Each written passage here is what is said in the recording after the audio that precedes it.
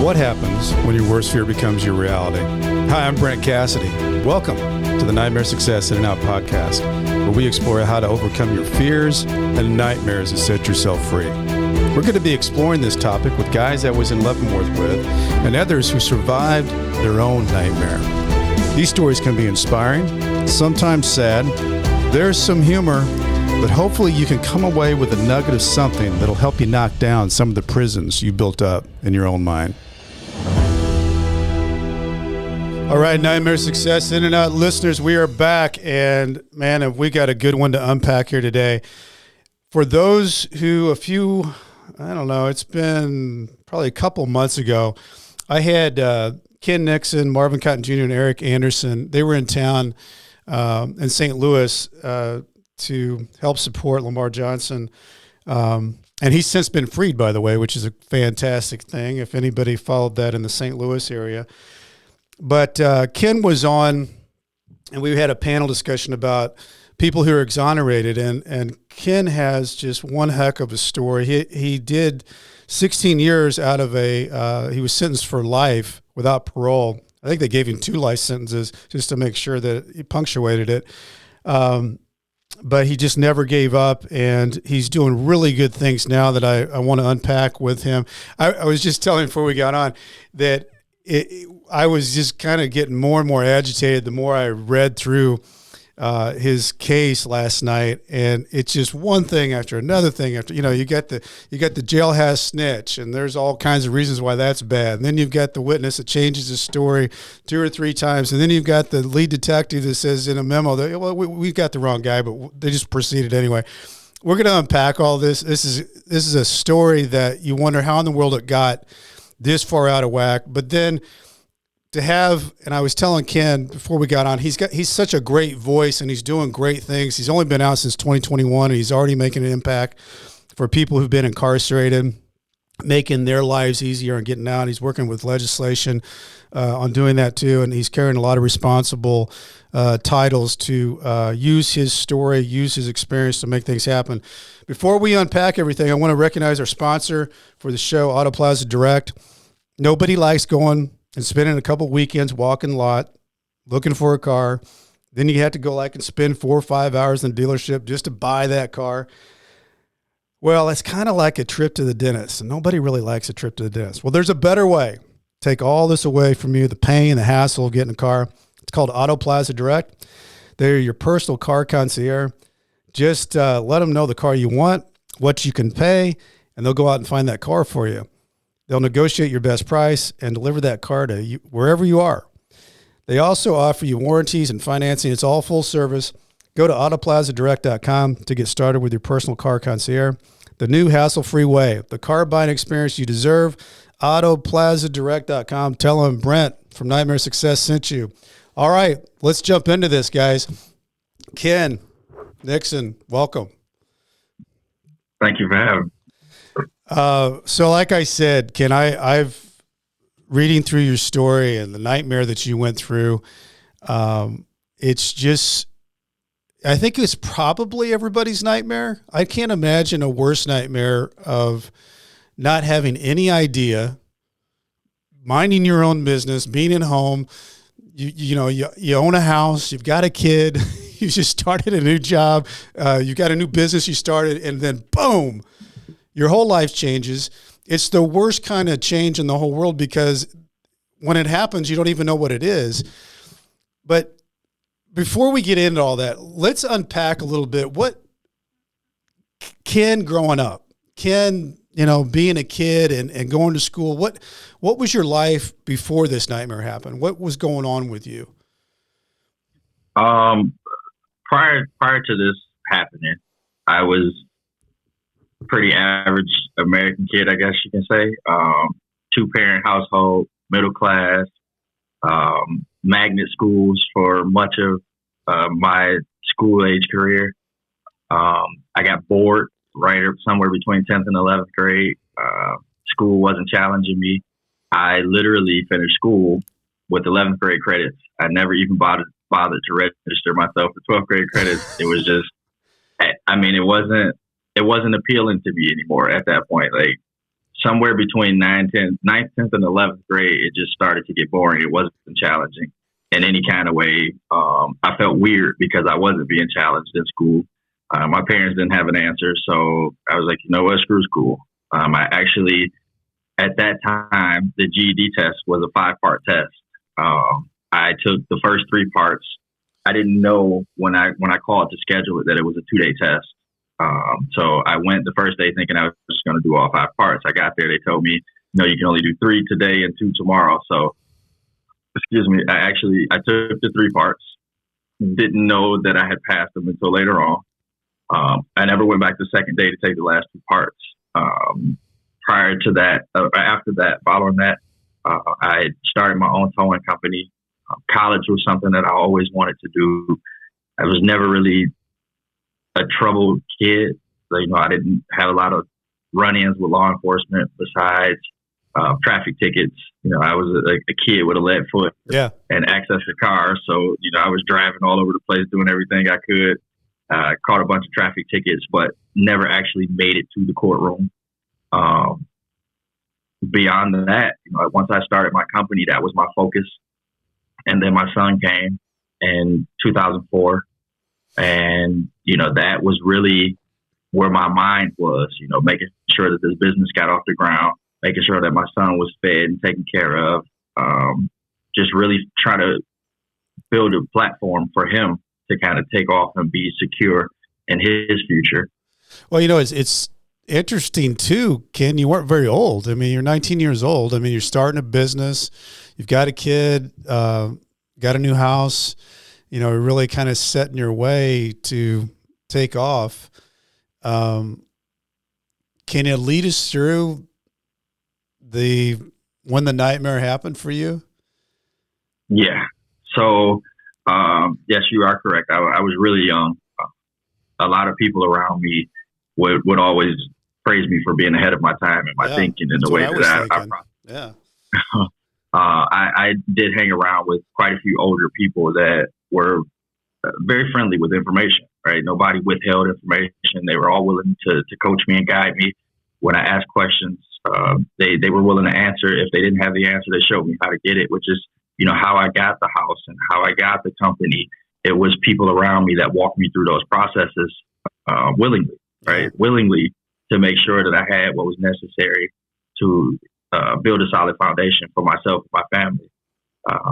The night of the incident, and it's ironic that the name of the podcast is Nightmare for Success. It was literally a nightmare. The crime happened that night. I was asleep. It was a normal day.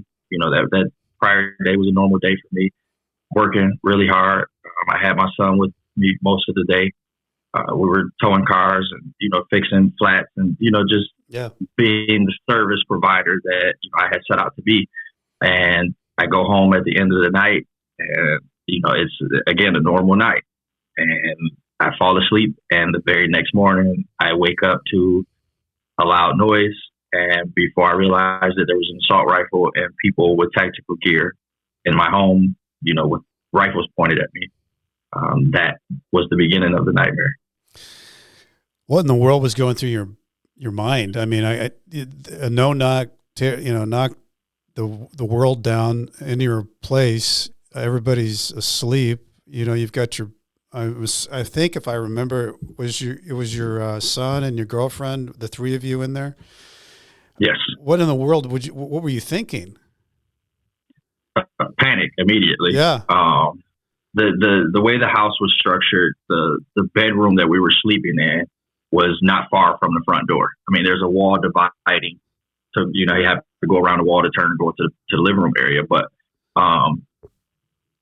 the front window of the bedroom faced the front porch. So as people come up the stairs to the front porch, you could hear the footsteps approaching. I'm from Detroit. Immediately, it's dark outside. You're like, whoa, wait, what's going on? Yeah. But, everything happened so fast. It was boom from the door crashing in. And then you just hear people screaming. And before, I could react or anybody could react, the bedroom door comes swinging open and there's a person standing there with an assault rifle. So before you can even realize or let the panic set in, there's somebody there with assault rifle pointed at you. I can't imagine the adrenaline, and you're probably wondering, like, where's your son? What's the, the whole thing would be just I don't even know, that you see some of that stuff on TV, but I can't imagine something like that happening in real life, not having any idea at all. I mean, it's different if you would have been in some kind of weird situation or a bar fight or something, and then somebody shows up and does something. You were just in a normal situation, going to bed, getting ready to get up to go to the next day, and all of a sudden an assault rifles. So what's the next steps that happen? To sort of double back to your question real quick, you asked, as the panic is setting in, my son was on my chest. Oh, wow. When they came in, and instant reaction, that parental reaction was protect him. Yeah, exactly. So as I went to turn, I went to wrap my arm around him and turn, my back towards the door. I heard the first officer that came through the door. He started screaming, "Baby, baby, baby," and he like stepped to the side, and a female officer came past him, and she literally like took my son out of my arms with one hand, and with her other hand, she pulled me down to the floor. And when she pulled me down to the floor, she handed me off to that first officer, and they drugged me literally by my wrist from the bedroom into the living room where it was more open space. And that's how I was arrested. They didn't tell me what I was being arrested for. I had no idea what had happened in the hours leading up to this. So I was completely, clueless to why all of this was taking place at that particular time. So it's probably the worst nightmare that anybody could think of.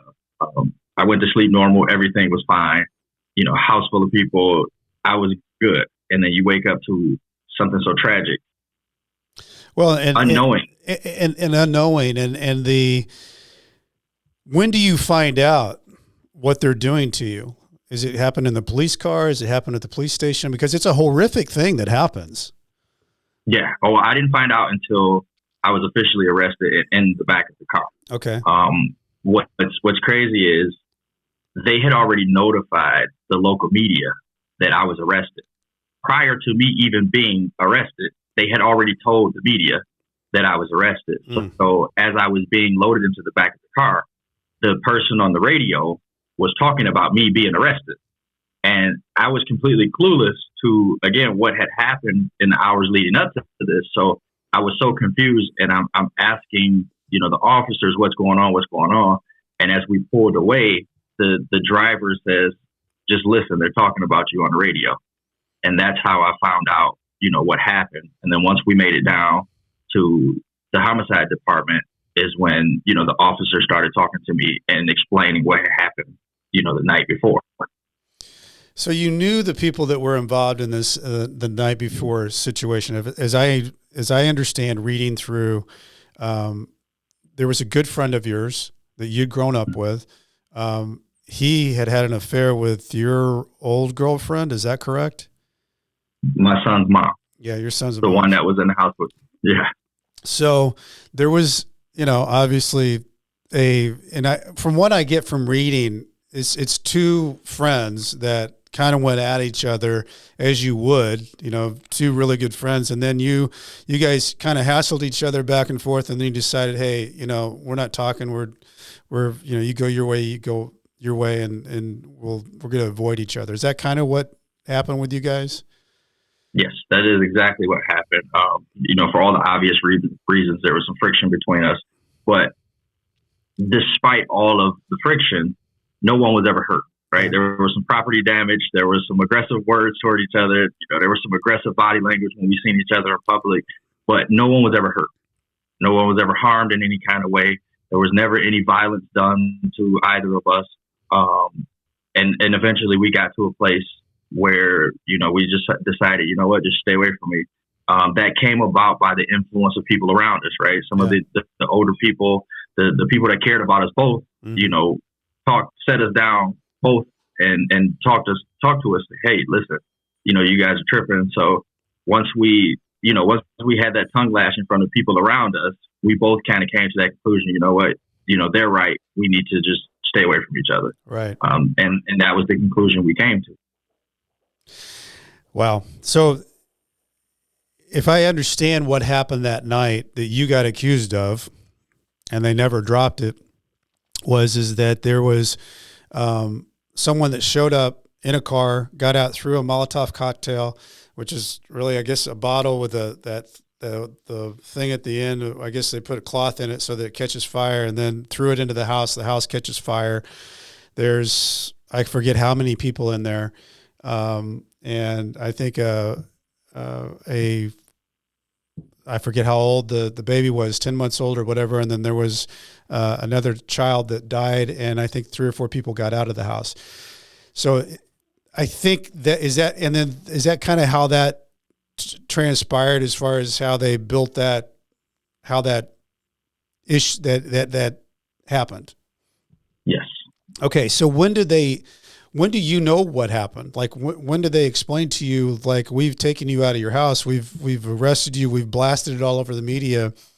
How long is it until are talking about this and you realize that, hey, that somebody's put me in this mess? It was several hours later. The crime happened just before midnight. I think it was like the report's written at like 11:55 or something is when the call came in. And I didn't actually find out, what I was being officially arrested for until maybe noon the next day. I had been in custody for hours before they actually told me what happened. So I was completely oblivious to the facts leading up to the crime and my arrest. I had no idea that any of that had taken place the night prior.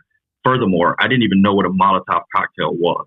I had never even, the thought never crossed my mind. I'd never been explained, what that was. I had no idea what it was. So that made me even more confused when they told me, this is how the crime happened. I'm like, yeah, right. Impossible. I don't even know what that is. I don't even know how to make one of those. Right. Exactly. Like what is that? And they, at that point, I think is when they began to sort of lock in on, we may or may not have made a mistake, but we've got them now. By this point, they'd already released to the media that I was in custody. So they had to stick to the story that they'd already told the public. So how does your mom, dad, siblings, and everybody, are you able to make contact with them? Are you able to connect with them at all through all these hours of being in this situation, locked up at the police station? No. I wasn't able to call someone until I think like later that night after I was arrested. There was a series of events that happened, several different officers that I talked to, quite a few people were involved before I was able to talk to anybody, from my family, related to the incident. But, by that time I was all over the news at that point. So everybody that knew me was fully aware of what had transpired several hours earlier. Right. So your parents and everybody that is seeing this on TV, on the radio. Exactly. And they're just as shocked as you are. And here it is. So obviously you knew at some point, hey, this is really bad. How did you go about getting somebody to defend you?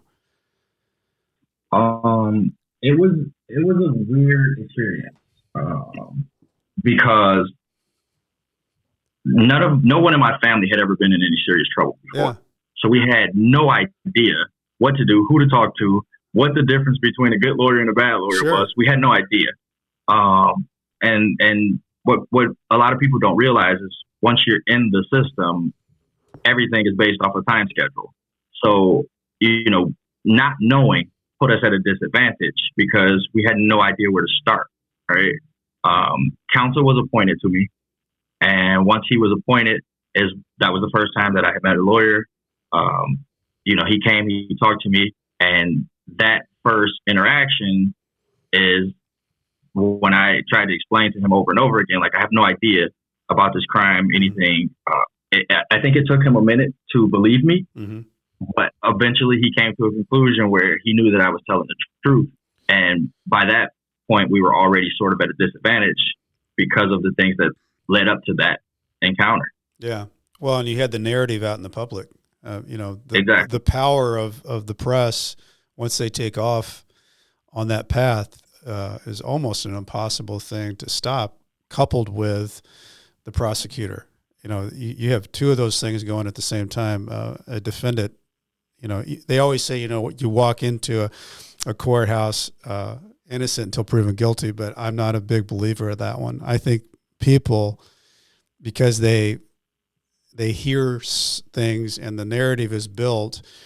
If it's a case that people know, people assume that there's no reason why they would have spent this time and brought this person in here if they didn't have reason to believe that they did this. And so I think most everybody thinks that when you walk into a courtroom, and you're proving a negative. And I think that's one of the biggest misunderstandings, especially on something like murder. You're walking in being charged with a murder, and you can't get a worse crime than that. And you're walking in, and I don't care if they say you're innocent until proven guilty or not. There's a lot of people in that room that think, well, they must have the right guy. They wouldn't have spent all this time bringing him in here and putting this case together. Yeah. I mean, that's what we're taught growing up, right? We're taught to trust the police. We're taught to trust that the system gets it right. We're taught that, the police do their job effectively every single case, right? Yeah. You mix that in with what we see on TV sometimes. It's really hard for people to get that out of their minds that the police make mistakes. And when you add in, as you said, like the media element, right? The media plays a big role in the way that the system processes people, because the narrative that the media is telling is that they have the appropriate suspect in custody already. So, they leave no doubt for people that don't know the difference. They leave no doubt that the right person has been arrested. So journalism definitely plays a heavy role in the influence in the way people view the system, for sure. It does. And it's very hard for them to make a U-turn, both of them. Both the prosecutor or the media, they have a very hard time making that U-turn once they put themselves out there. If I remember right, Ken, this stuff happened fast. I mean, you went in and correct me if I'm wrong, was it like 6 months later that you were in the courtroom being sentenced to life in prison? Did it happen that fast? Yes, it was actually less than 6 months. Less than 6 months. That's even more unbelievable. Yeah, it was so I was arrested on May 19th, and I was found guilty on September 21st. Wow. By October 12th, I had been sentenced on October 12th, 2005. I was sentenced to 2 natural life sentences plus 40 to 60 years. 2 days after that, I was shipped off to the Michigan Department of Corrections. Wow. And I mean, for some of those who know that have listened to this program, Marvin Cotton Jr., Darrell Woods Sr., Ken Nixon, I think there's like 36 or maybe more now because of the I think it's called the conviction. It's the Wayne County Conviction Integrity Unit, and working with other people on the Innocence Projects have released that many people or overturned that many convictions of wrongly convicted people in the system of Michigan. And one thing I wanted to bring up is, well, let's back up a little bit. That happened so fast. When you went and you knew you were going to trial, how did you feel about your representation, what was happening, what was, because that's not a lot of time to prepare for something that you're going to trial for. What was going, how were you feeling? Panicked, uneasy, unsure. All of these things are running through my head because I didn't know the process, right? I've never been introduced to the process of going through the system. And for my first time to ever have to go through the system for it to be a murder case, I was terrified. Yeah. I was feeling extremely uneasy because, as a person that's innocent, I don't think anybody could ever feel like you got your representation is doing enough, right? As long as I'm locked in this cage for something that I didn't do, I never felt like he was doing enough. I didn't know the difference between enough and not enough. Yeah. But in my head as a kid, that level of unsurety that comes with facing the murder conviction, it's something that it kind of leaves you in a space of so much uncertainty. My life was literally being handled by someone else, and every decision that he made was for my life. For your I had life. no control over what was happening. I had no say so in what was happening. I had no understanding of what was happening. It was a difficult thing to deal with. Did you take the stand in the trial? No, I was advised against it. My attorney at the time, I want to say that he was doing the best that he could, but I don't know the difference between the best that he could and not. Right. So I felt like he was doing what he could. Of course, naturally, do I feel like he could have done more? Absolutely. Right. I was sent to prison for a decade and a half for a crime I didn't commit. So there's always room for improvement when that happens. But it's a difficult. It's hard for me to say that he wasn't doing his best at that particular time, based off of the information that was provided to him. Right. All this information that got me out was stuff that we uncovered later on that he wasn't provided with at the time of trial. Which everybody probably hears at one time or the other. Exculpatory evidence is supposed to be turned over to the defense so that they're looking at the same information that the prosecutor is, and time again doesn't happen. There's a interesting, I think I just watched the other night, it's called The Innocence Man, that John Grisham, it's a Netflix series. And these guys just didn't turn it over. I mean, and they even did it one step further. The police, they kept a big pile of stuff, and then they'd turn some over to the prosecutor, and the prosecutor then turned even less over to the defense. So they even had a system with that they finally uncovered, years later. But it's the problem with that whole system is, Ken, is that how do you know? How do you know if you're getting everything? I mean, you finally found out, because you continued to uncover what you didn't have, but you don't know when you're in a situation like that if you have all the information that was supposed to be turned over to you that would be helpful to your defense. Yeah, I mean, the defense is always at a disadvantage when you're relying on the other side to provide you with the information necessary for you to be effective. I think the system as it's designed right now, it puts every defendant at a disadvantage. As long as the government has full control of the information, then you're at a disadvantage because there's no incentive for them to turn it over to you. Exactly. That's just the reality of the system, right? They have no incentive to give you what's necessary for you to win. Right. So I think, those risks are heightened even more when it comes to capital crimes such as murder, armed robbery, those attempted murder. They have even more incentive to withhold information to make sure that they secure the win. Right. They get their guy. Right. Exactly. It's a difficult situation to be in. And for someone, again, as someone that's innocent, mm-hmm. to have to go through that process, how do you rectify that in your mind that they're cheating to win? Literally, they're cheating to win. Yeah, and you're already in a bad situation. And then then you're not getting all the information you need to defend yourself. How long did the jury, once everything in the closing arguments, how long did you have to wait to hear your fate? The jury deliberated for, I think, 2 days, almost a full 2 days before they came back with the verdict. Yeah. I can't even imagine waiting 2 days to find out if you're going to go to prison forever. I was terrified. Those 2 days were longer than probably every day prior to. So, yeah. Because you never know. You never know.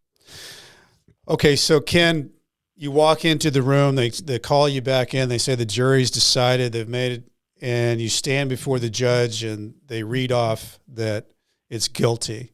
And then you're sentenced and this is your life. What does that feel like? I was numb, actually, like completely numb to everything that was happening in court. It's sort of like a blank space. Once that first guilty verdict came out, it was just nothing else mattered at that point, right? Just a The first blur. charge was murder. Yeah. And I already, I mean, you can't get any worse than the life sentence. So everything else that came after that was a blur. It had no meaning to it whatsoever. I was still busy trying to process the first guilty verdict. Yeah. And didn't even hear the other one. Man. Okay. I want to unpack the whole thing of you going into prison, how you basically came to you understanding the law and never giving up, and in your 14th year, being picked up and the Innocence Project helping you. But I want to real quick take a break here, recognize our other sponsor here, AaronDuncan.net. Are you in a crisis? We're talking about crisis right here at this podcast. Well, Aaron Duncan, that's what he lives in.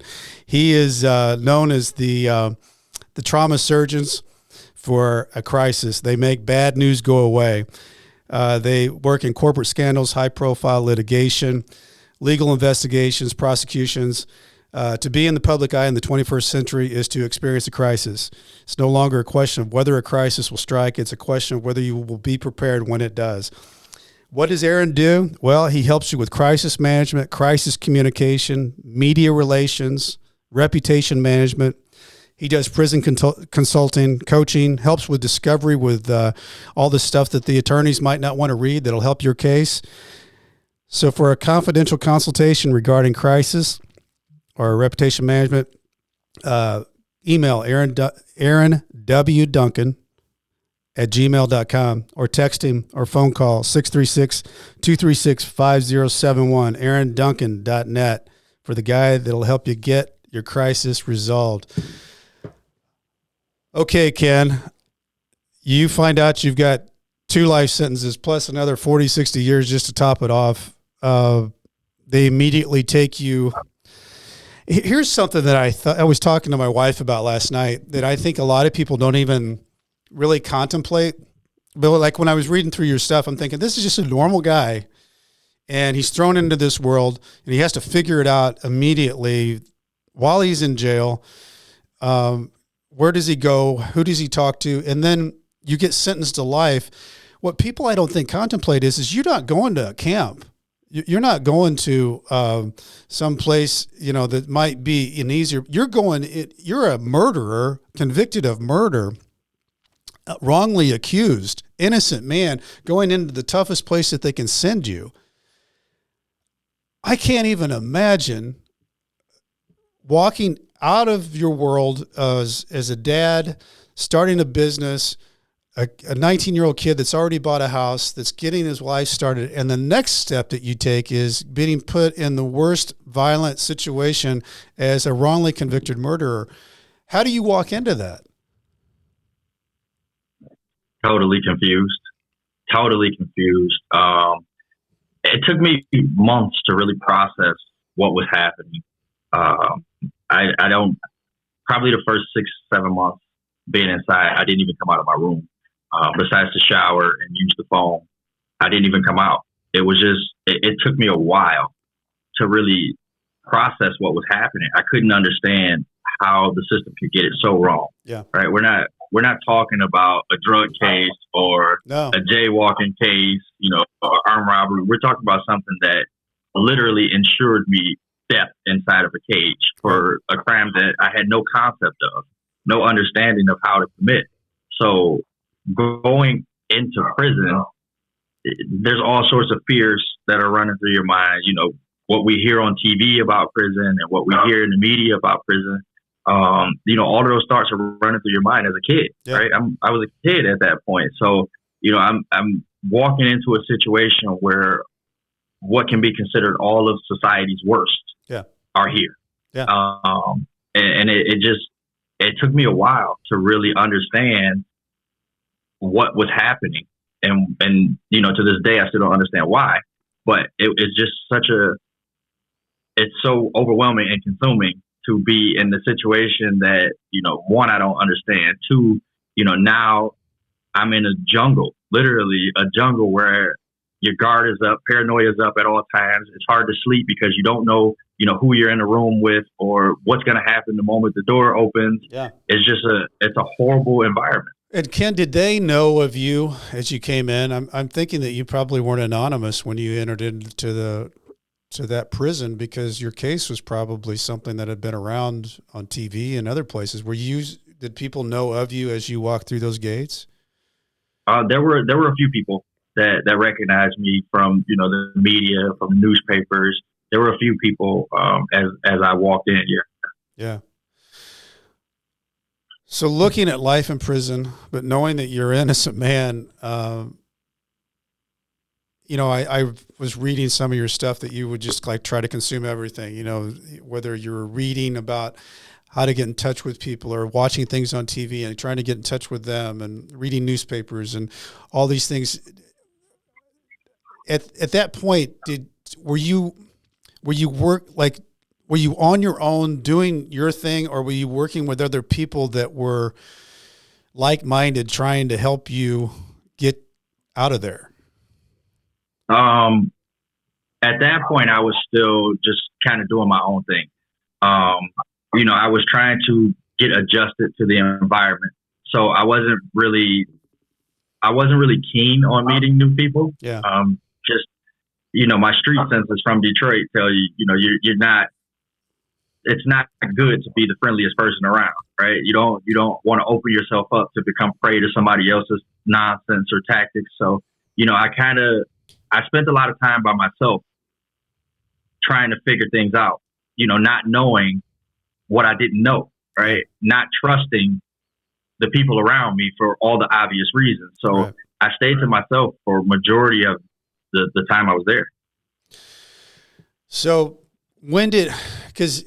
how did you do your time in there? If you're doing it by yourself, because everybody does their time differently, that's prison, but I always say that there's a real big difference between how people do their time. There's people who are victimized and become a victim and they just kind of curl up in a corner and give up.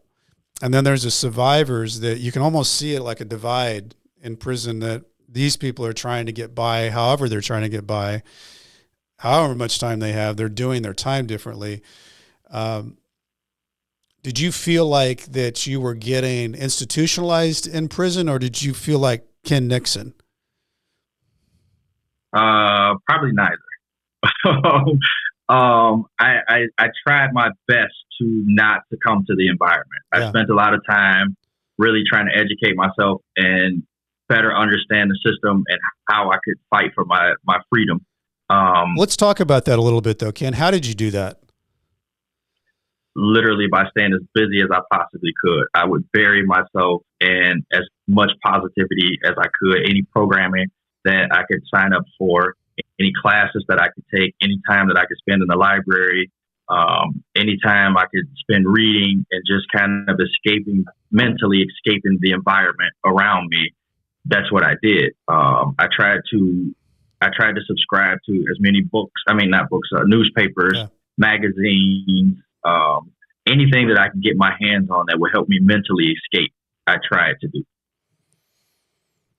It's just, and I'm sure you saw all the bad stuff. I mean, you're in that bad prison, which murderers go to. That had to be a lot. Absolutely. It takes a toll on a person. I was just having a conversation just recently with a therapist, and prison is prison, right? It is violent. You never know what the next moment could bring. You never know what the next day could bring. You never know what the next shift could bring. And you're absolutely correct. 1 minute everything can be fine, and the next minute there could be a riot break out. There's all sorts of death associated with prison. After seeing so much of it, I kind of became numb to it. Yeah. Like it's a part of prison. Like there's no question about whether or not prison is violent. Yeah. I saw violence on every level. And you, in order to survive, you kind of learn to turn certain emotions off because you can't identify with certain things. Yeah. Because I meant to ask you this, when this happened to you and you got sentenced, you went to prison, your your parents, siblings, once you go in, what is that like? Or are you getting visits? Are you staying connected to the outside world? Like what's going on in that part of your world? Yeah, everybody for the most part. My siblings were young when I went in. My brother right up under me, I was 19, he was 18, and then I had some younger siblings that were 13 when I went in. So they didn't quite fully understand what was happening. My mom and my stepdad, everybody stayed engaged. Everybody stayed, a part of the process. People process things differently, so it wasn't that anybody fell off, right? Some people, needed a break. That going into the system, especially, I can only imagine the guilt that both of my parents felt, feeling like they were helpless in this situation. Sure, and again, we're not talking about, yeah, exactly. We're not talking about something that is a light sentence, right? It's not a 6-month sentence. This is it. This is the rest of your life. Right. And, they were completely helpless. So, for them, I think they took it really hard. My family, though, they did really good. I continue, I got visits throughout the course of my incarceration. Lots of family support. Friends that I grew up with, there were quite a few that stayed with me the entire time of my incarceration. So my incarceration, I would say, wasn't as difficult as some of the other people around me, but I did have a lot of support. Yeah, that's huge. It's a difference maker because a lot of people don't, and those guys are just walking alone, doing their bit inside. They're on their own and not connected to the outside world at all. And I think that when that happens, I think you fall deeper into that world because freedom becomes so far removed from anything that you're connecting to.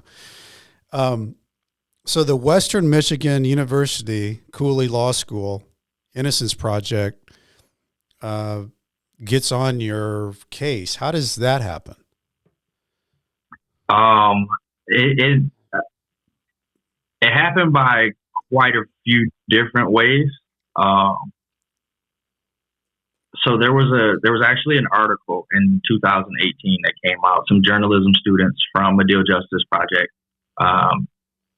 got approval from the professor to do my case as a class project. Okay. They did a very, very thorough investigation. They came here, I think, a total of either 4 or 6 days. They talked to a laundry list of people associated with the case. And throughout the course of their investigation, they came up with these documents that have been withheld from previous counsel. They wrote the story about it, their class project, and not long after, it was front page of the Detroit Free Press, which is the largest, oldest newspaper in the state of Michigan. And once I made front page news, it got a lot of attention from the innocence community. Shortly after that, I was already in communications with Cooley Innocence Project. My lawyer at that time, the lawyer assigned to my case at that time was a lady named Lori Montgomery. And she really, really believed in my case. She believed in my innocence. And she fought for me really hard to be accepted. She eventually got the approval, and that's how they ended up taking on my case. Wow. And that's what it takes though. I mean, you had a class and it's crazy that they were able to uncover that information enough that they could get it into the press, and then you find an advocate that pushes your case. How does the Wayne County Conviction Integrity Unit how did they get into your world? Did they combine forces? Yes. So a part of the agreement between Lori and I was that once she took on my case, they had a grant that was granted to them by the federal government, and the grant I saw that. It was like $400,000, right? Okay. Yeah. The grant allowed them to work in tandem with the Conviction Integrity Unit for Wayne County, which was first in the nation. It had never been done before, and it was unheard of prior to them being granted it. The grant allowed them literally to communicate with each other on cases that were from Wayne County. So our agreement was that I would be the first case to be utilizing this grant. That's how they got involved. The Innocence Project did their own, after the article came out, they did their own independent investigation to verify what was, in the article. We also did some DNA testing on the remains of the Molotov cocktail. The DNA came back inconclusive. So from there, it was a matter of verifying the information that had been written about in the newspaper article. They independently verified it. Once they independently verified it, they went to the conviction integrity unit and said, hey, we've got this information. We know it's true. We verified where it came from. What do you think? The conviction integrity unit also did their own independent investigation, and they also verified the information to be true, where it came from, the origins, who was responsible for it. And not long after that, I was released. Wow. What? Let's go back a little bit on that, Ken, because I'm wondering, like, all this is happening while you're in this maximum security prison, and now you've got this advocate out there. Now you've got some Innocent Project money. The integrity unit gets involved. Where's your head at with all that? Are you thinking, oh my God, this is so great, I'm going to get out of here? Or, oh my God, I have such bad luck, this is not going to go anywhere? I think it was a little bit of both. So prison kind of makes you skeptical about everything. So a part of me, right around the time that the journalism students decided to take on the case, I started to feel like the energy was shifting, because for so long prior to that, I wasn't able to get anybody to listen to me. Well, let's talk about that, Ken, though. I mean, it had been, 14 years? I mean, how long had you been in? Yeah. I mean, I had been in like 5 years. You'd been in over a decade of prison. Yeah. I had been in quite a long time. I want to say it was 12 or 13 years I had been in when they, decided to take on the case. Yeah.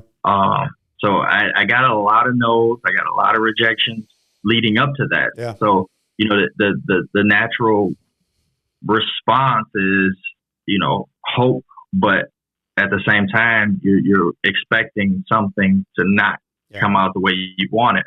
And that's kind of the mental space that I was in. But I think as they began to do their investigation and they kept me informed of the things that they were finding, it kind of shifted me a little bit. I felt the energy surrounding my innocence starting to change. Then the article comes out, and then I start to get the entrance of Innocence Project, and they're coming to the table with the conviction integrity unit. So the energy started to change a lot. It wasn't so negative at that point. Everything surrounding the case seemed to be positive after positive. And, I had a good team that was working with me. And as you stated, I knew that throughout the course of my incarceration, I knew that I just needed one person. Yeah. I just needed one person to believe in me. And, I knew that one person would be able to change the trajectory of the case. And, eventually that one person came about, and it changed everything for me. So this is going on in prison. You're an innocent man locked behind the walls. Are you talking about this with anybody in there? No. I didn't think so. No. Prison is such a negative place. It's not a place to openly share good news, right? Everybody's in such a down and somber mood most of the time that, your good news could create a situation that you weren't hoping for when you decided to vent that day.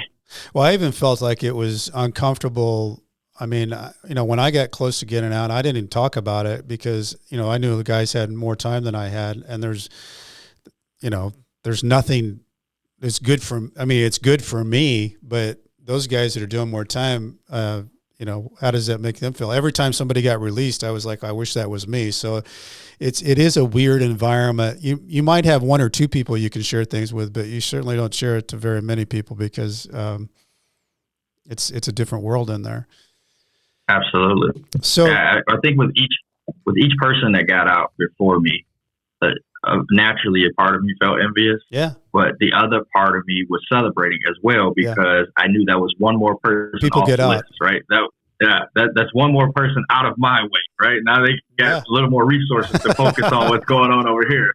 All right, that guy's gone, so start over here. Yeah, so, I'm next up in line. That's how I kind of looked at it. I like that. So,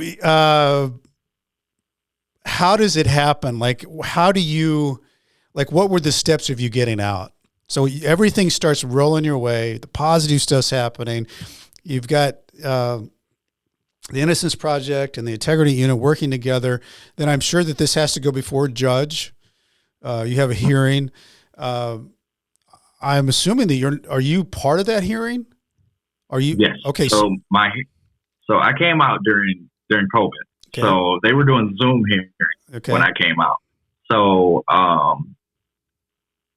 once we got to the point where I knew what was about to happen, right? It got really weird at that point because I was told that it was going to happen, but I was also told not to tell my family yet either until we were certain that this was happening. So for probably 2 weeks, I had to keep this to myself, Wow. Keep it away from everybody.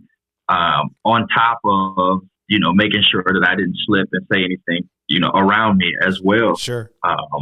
Once we got the court date scheduled, I knew it was going to be on Zoom. And, I knew the time, the date, everything. So the prison took me to literally like a storage closet where they have this camera set up for Zoom meetings. And I'm not exaggerating. It's literally a storage closet with a TV rolled in. Yeah. It's on a cart with a TV screwed to the cart. Yeah. And they plug the TV in and they log you into Zoom court.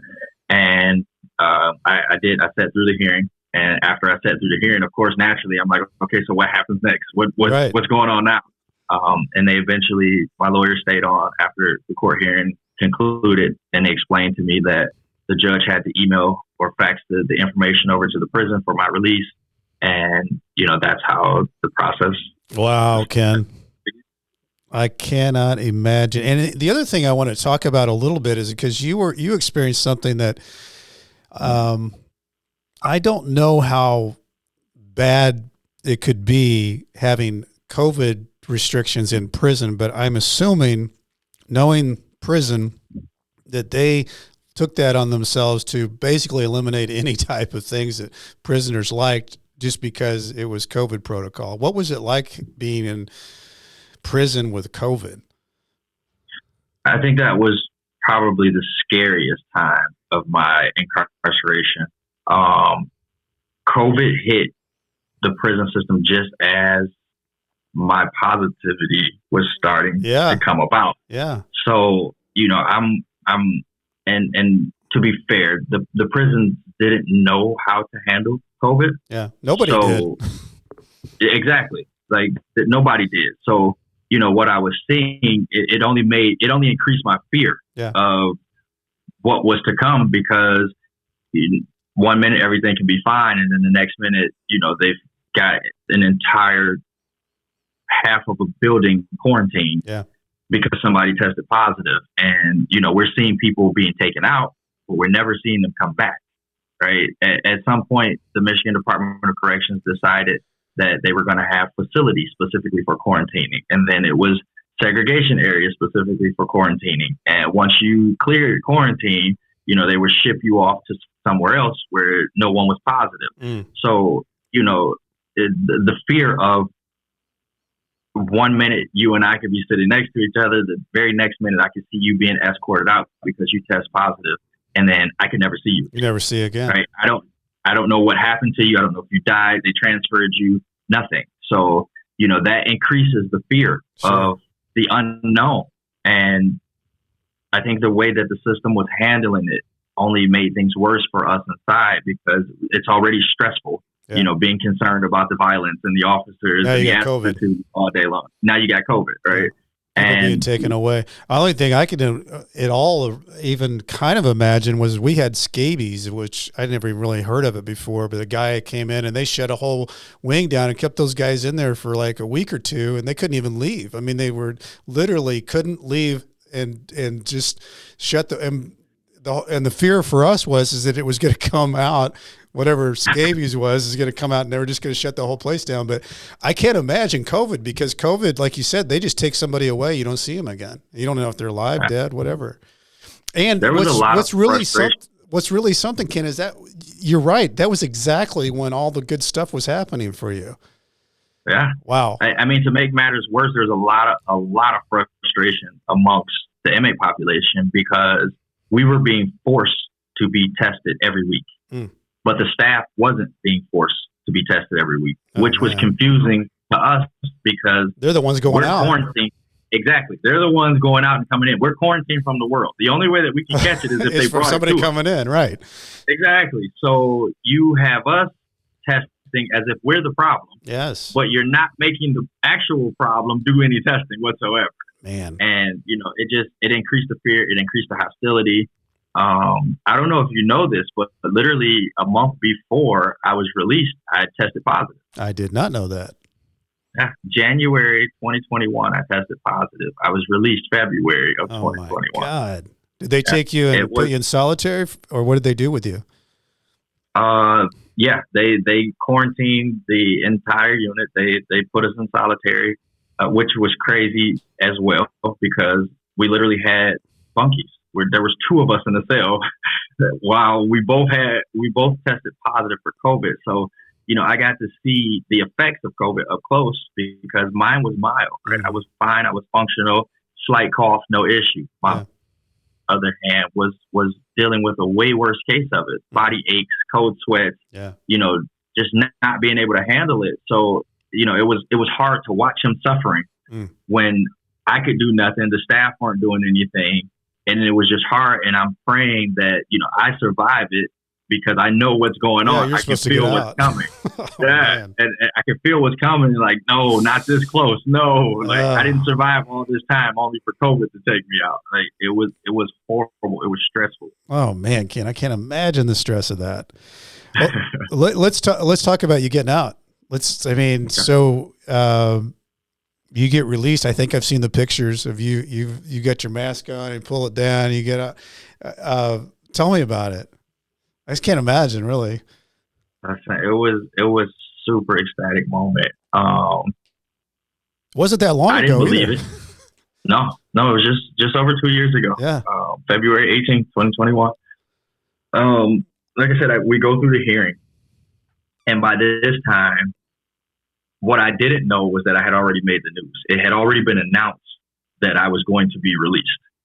So the officers come in the day that I'm supposed to be released. And ironically, my court hearing was at 1 o'clock, shift changes at 2 o'clock. So this little closet that I'm in doing the hearing, it led up to shift change. Yeah. So as the officers are coming in, everybody's talking about the guy that's supposed to be released from prison today. And most of them, had known me from being there. Yeah. So, they're looking around, and to the facility's credit, they made sure that I had all of my stuff as quickly as possible. They made sure that I was prepared to leave. And one of the things that happened for me, I don't know that it's happened for anybody else, the deputy warden, literally the third in command at the facility that I was at, walked me out to the car. He helped process me out. And he openly asked, could he help, carry my belongings to the car? And he did. Wow. He did. He walked me out to the car. He walked me out to my innocence lawyers. And, it was a moment. As I walked out, they actually had my family moved to a different location because they didn't want a lot of commotion on the prison ground. So I went to a car where my lawyers were waiting, and we drove around a corner to where my family was. And as we pulled up in a parking lot, there's this big crowd. It's a snowstorm. There's media out here. And, it was an amazing feeling to step out of that car and to see I walked into a sea of love, literally, just tons of people standing there waiting for me. And, my sons were there, other exonerees were there, guys that I had never met before. We're sitting there in the parking lot to welcome me home. And, lawyers, Lori Montgomery, she was there. She had moved on to a different job at that point, but she was there. She made it her business to be there. That meant the world to me. It was just, it's such a humbling feeling to know and that your innocence has finally been proven after all this time, after all this fight. Someone finally took the time to listen to you. Can't imagine. I mean, the feeling of that, being wrongly accused of such a horrible crime and just not giving up on yourself and keeping with it, and then finding an advocate, and then, the school. I mean, the school that did that and got it published, and then all of a sudden you're off and running. It's just a really cool story, Ken. And what I really like, and I want to kind of talk about what you're doing now, because it had to be a real adjustment to get out. I mean, 3 years, 5 years, 14 years, 16 years. How was it for you getting out? The elation obviously is fantastic, and you're an innocent man that wrongly accused, and everybody knows it now. What about reentry? It was definitely different. The world was different. It was a huge transition for me. Technology had advanced so much that I wasn't prepared for what I was walking into. Reentry was probably one of the most difficult parts of the transition.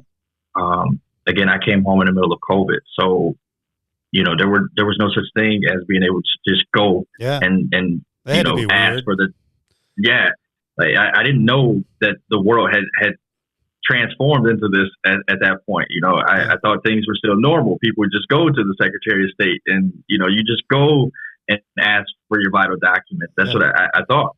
I had no idea that the process would be so difficult. Just, a few examples.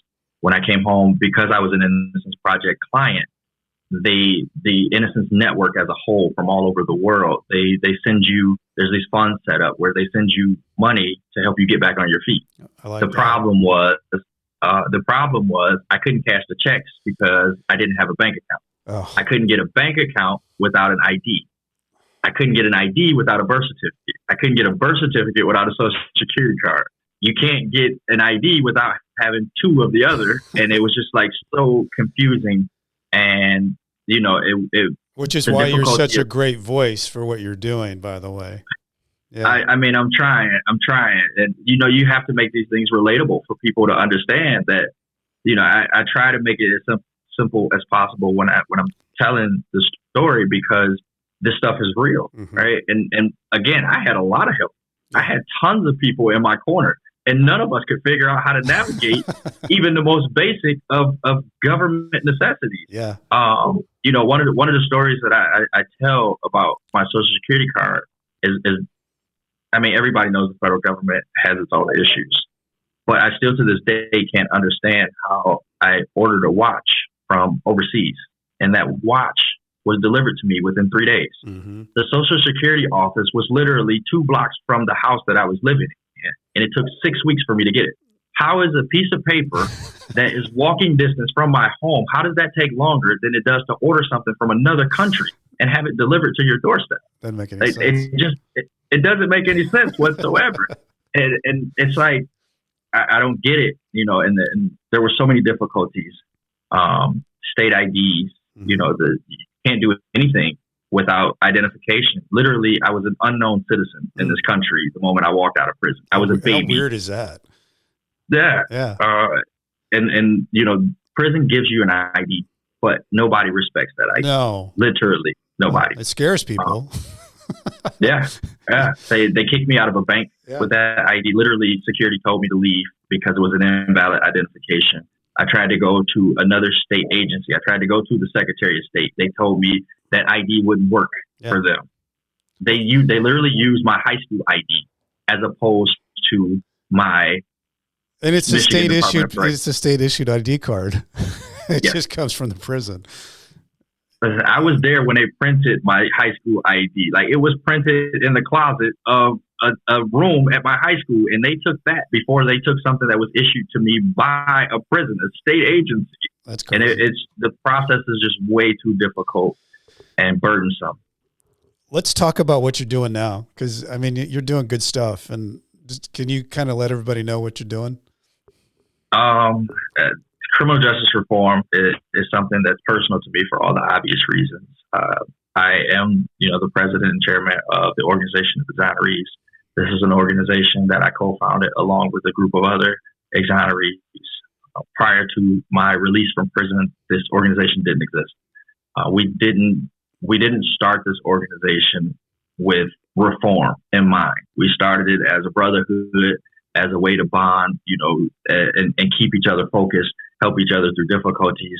But we quickly realized that I wasn't the only person suffering from a vital documents issue or a bank account issue or a healthcare issue.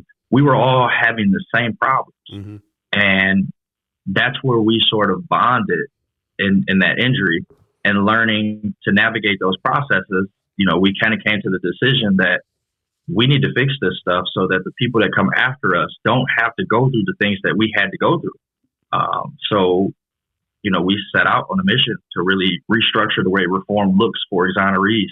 And, now just less than 2 years later, we've built in all sorts of programs for, vital documents, bank accounts, financial advisors, transportation, healthcare, housing, all the things that didn't exist 2 years ago are now readily accessible for guys as they walk out of prison. Beyond that, we also travel the country advocating for other innocent people, which is, how you and I met. That's how we met. We've traveled to multiple different states, advocating for other innocent people that are still fighting for their freedom. And in those cases, we work to bring as much awareness as possible to the person that's suffering. We try to remind people that there's multiple victims when it comes to a wrongful incarceration. Ken, I think it's a really big deal what you guys do on that traveling group, because talking about an exoneree is one thing, but seeing your face, hearing your voice, and knowing that you really exist, and going to these other places and showing people that, yes, it really happens. You really can get put in prison and be wrongly accused. It's such a big deal what you guys do and show up at these different places, because it really does give a voice and a face to this unbelievable situation. But I think that if you weren't doing that, there's less of an impact. By you guys being there, I think you create such more of a big impact of people understanding that this is real. This guy that's sitting in that courtroom, it really could have happened because I'm one of them. Yeah, I think that was, we kind of came to that conclusion. The importance of it was not befallen on us, being physically present, because each and every one of us understood how it felt to be in the courtroom with no support. Yep. How it felt to be trying to navigate a process that with limited understanding of what was happening to you, for you, around you, about you, right? All of these decisions are being made, and the only person that can't speak and doesn't have a voice in that situation is the person going through it. Yeah. And, people have a tendency to look past that fact. When you're arrested, from the moment you're arrested, you never get an opportunity to speak for yourself, ever. Right? There's cops speaking for you. There's prosecutors speaking for you. There's attorneys speaking for you. The judge is speaking for you. The jury is speaking for you. At no point does anybody ask the actual wrongfully convicted person how they feel, what they're thinking, what's going through your mind. At no point do you have a voice when your life is on the line. Mm-hmm. Us understanding that, because we've been through it, felt like it was important, extremely important, that we be that person's voice, right? We give a face to what some people don't think exists or think happens. I have a hard time with it. We wanted to make sure that our presence was impactful in a way that it makes people understand this is not just for TV. Right. We are real people, and this happens every single day. So, our group, it's sort of a no-brainer when I make that call and it's like, yo, we got a court hearing that we need to attend. we have to figure out how to transport that many people that are volunteering more than anything. Especially when we have time to plan, when we know in advance it's happening, that's a totally different situation where, I might find out today that we've got a hearing on Monday.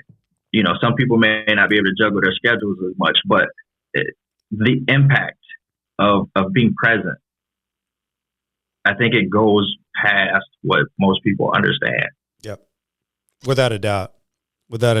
And, you lending your voice to so many of these different things for previously incarcerated people, it's such a big deal because, some people don't have a strong voice, but, one of the things, that's, if you read and go and read about Ken, there's a lot to read about him, but he's got a great voice. He's a smart guy.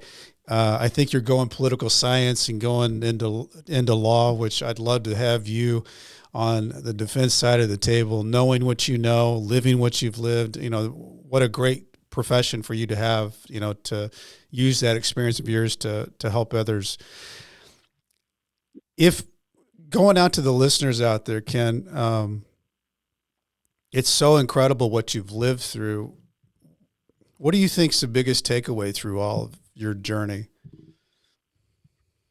The system is hugely flawed, and the lack of accountability is just astounding to me. I'm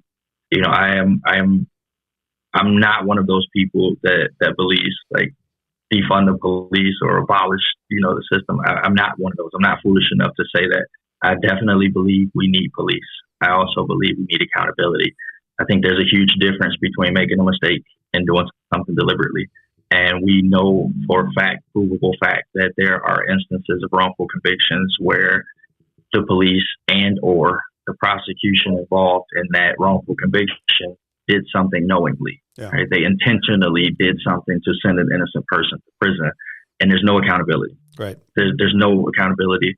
Yeah, lawsuits, people win lawsuits all day, every day, but lawsuits do nothing to change the system. Right. They just pad the pockets.